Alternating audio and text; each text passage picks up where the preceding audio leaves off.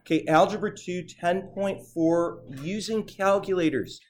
In this class, we're going to be measuring angles in degrees. Now, that's actually something that as you progress, as you continue to move up in mathematics, that's actually something that disappears. Believe it or not, as you get into pre-calc and higher, you really don't measure angles in degrees, you measure them in radians.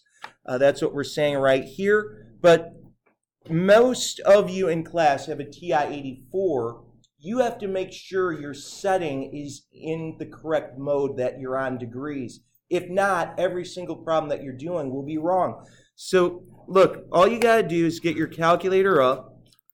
And the mode button, guys, if you go to your left arrow, if you go 2 buttons to the left of that, you hit mode.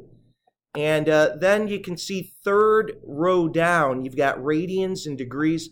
The default setting is radians, but go down to that row, put your cursor over the degrees. I just hit the right button. You got to hit enter. It's not enough to just put your cursor over it.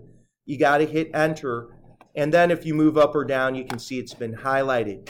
I'm going to hit second quit, second mode, and then we go back to the home screen. And guys, some problems, I want to be real honest with you, it's like a gift question. All they're going to say is, can you find out to the nearest hundredth what, say, the sine of 20 degrees is? So sine, cosine, and tangent are right here in the middle.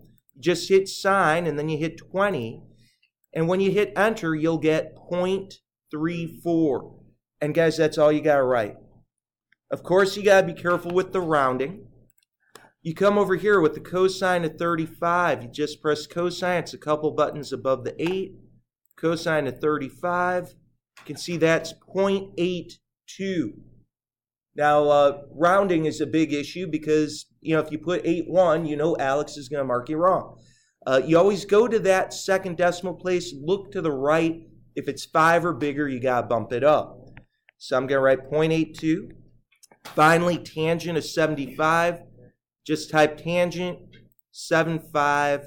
Real nice and simple. You get 3.73. Okay, so you'll get 3.73.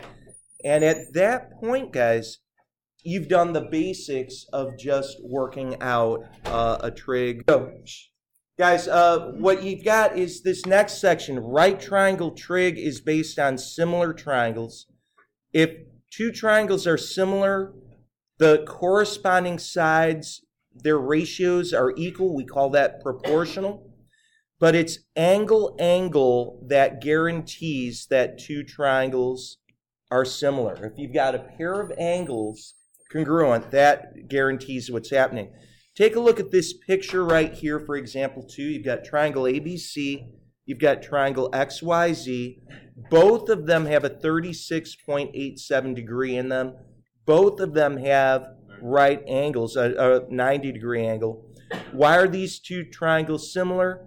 AA, because of angle.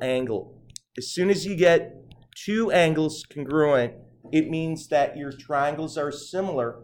What we mean by similar is we're just saying that this triangle right here is a magnification of this other one. It's just like taking it to a copy machine or a Xerox machine and enlarging it. So let's take a look real quickly. They don't want us to, use a calculator to get a decimal here. We've got 36.87. We're going to go right here and find what the sine of angle A is. Remember SOHCAHTOA. SOHCAHTOA, sine's always going to be opposite over hypotenuse. And what you're going to see is your opposite side is 3. Your hypotenuse is 5. So, guys, sine of angle A, without reducing this fraction, you just get 3 over 5, right?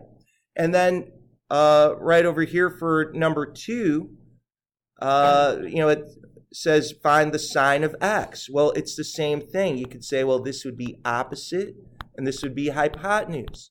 So you'd say the sine of x, the opposite side is 6, the hypotenuse is 10.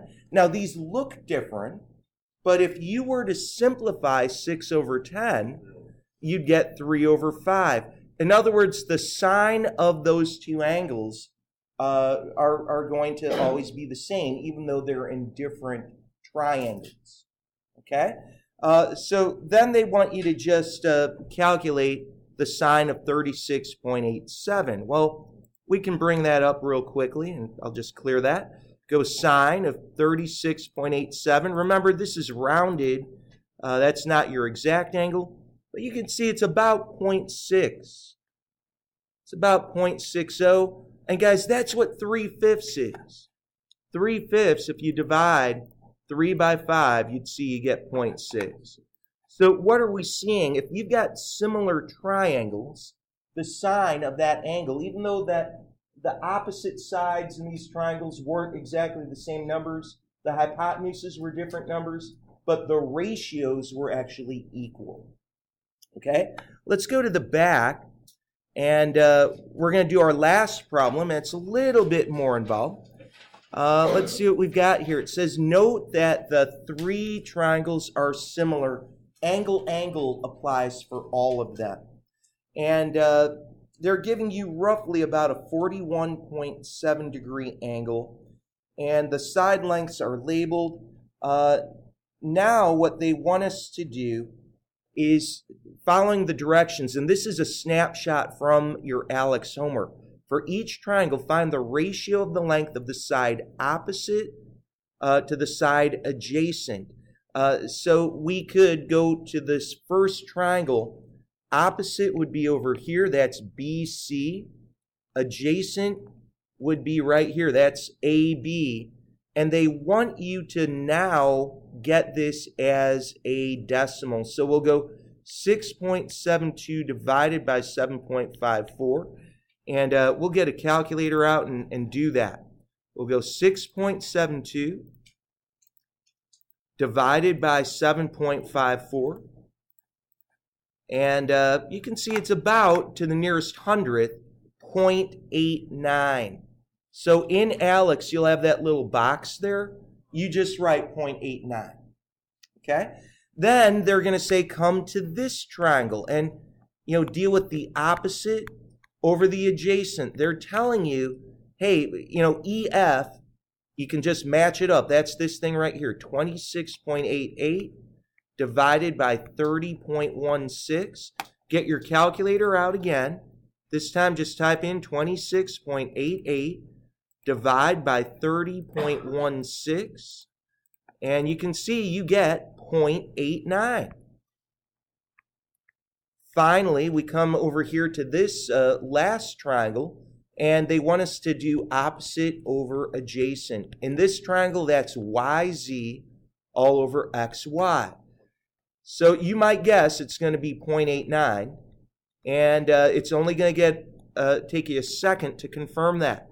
See, we can just type that in real fast. We'll go 53.76, hit divide by 60.32, and you can see, sure enough, you get 0.89.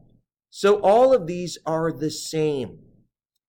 So, what is happening is you're getting the same similar ratios that are coming from these similar triangles.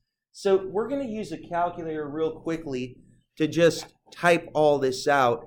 They want us to find the sine of 41.7. Again, a gift question. Look, this is all you got to do. Sine 41.7. And you can see we get 0.67, right? If we round to the nearest hundredth. And you can set your mode to do that, to round automatically to that. Then they want you to do the cosine of 41.7. Well, the cosine of 41.7, you can see is 0.75. You'd have to round that, bump it up just a little bit. Finally, you've got the tangent of 41.7. And that should look very familiar to you. Yeah, that's 0.89. That's what you've been doing all along because you were doing opposite over adjacent every single time. So which trig function were we really working with in part A? We were working with tangent. right? It was tangent. You can see that right there. You would have known that as soon as it said opposite over adjacent, right? That's the gift there. So, guys,